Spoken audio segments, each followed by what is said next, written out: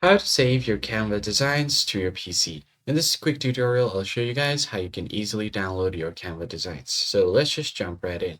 So here I've gotten this Canva design, and if you want to download it, you can try to make edits first and make sure that it's good to download.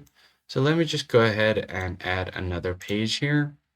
And I'm going to add a few elements. So let's just go to elements, add other graphics here. So let's say if I have just been editing this file, once I'm done editing, I'm going to go to file, then click on the save. As you can see, all changes has already been saved, as Canva will auto save your edits after a few seconds.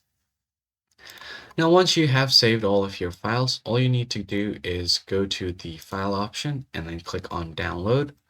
Or you can find the export tab at the top, click on share, and then click on download.